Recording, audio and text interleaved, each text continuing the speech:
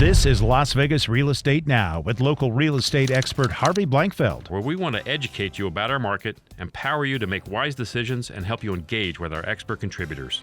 First amongst them is the seller's real property disclosure form. This is an important document that we utilize in real estate here in Nevada.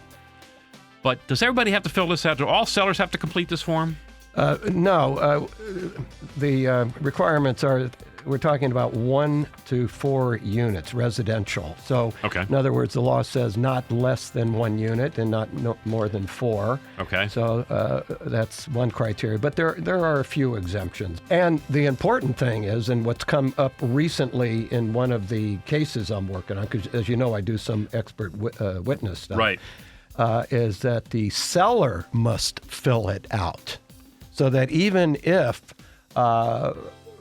my opinion is that they are authorized to sign other documents, transaction documents, this is one document the seller must sign. Right. And fill out. And fill out complete, yes. Well, because it's the seller's knowledge or awareness that we're asking. Mm-hmm. The broker would get into trouble as well because an SRPD, the acronym, right? Right.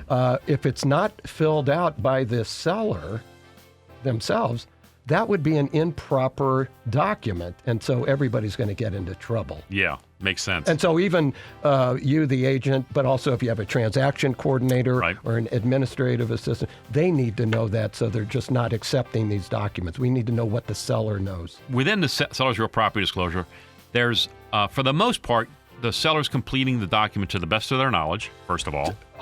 They're only going to be held liable for their failure to disclose what they actually know. Right. And so basically, it's a simple definition. What's in their consciousness? What do they know? If you're not sure, just disclose it. Just over-disclose. I mean, and truth be told, it's not going to hurt you too much from a buyer's perspective because no buyer's going to believe that nothing's wrong with the house anyway. That's just not going to happen. Exactly. So you might as well disclose it, let them know. Now, the other interesting thing about the seller's real property disclosure, the SRPD as we're discussing, is that for the most part, for most of the questions, they're talking about at that current moment. In other words, is the roof broken now?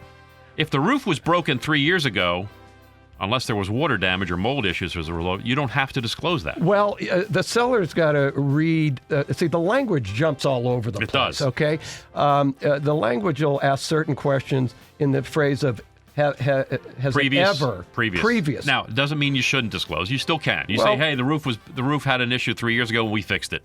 That's fine. Over-disclose. Buyers actually like that because then Absolutely. they figure you're being truthful and you give them the receipts and they can do their own due diligence. And irrespective of what's disclosed, it doesn't mean that the seller's going to pay for any repairs if we need any. If something happens during the escrow pending sale, right. the seller would need to have to disclose what it is.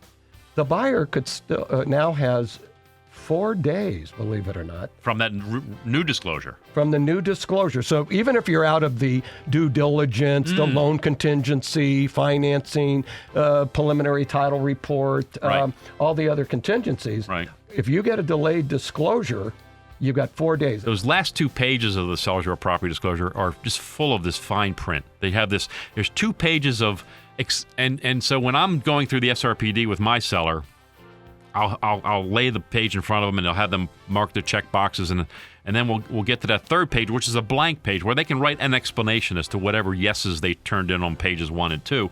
But then you get to pages 3 and 4 and it's just a lot of verbiage. Very small print, 2 pages. And I tell them, here's what I tell them, Steve, and you tell me where I'm going wrong. I say, these 2 pages tell you all the horrible things that are going to happen to you if you lied on the first 3 pages. That's good advice. That might scare them.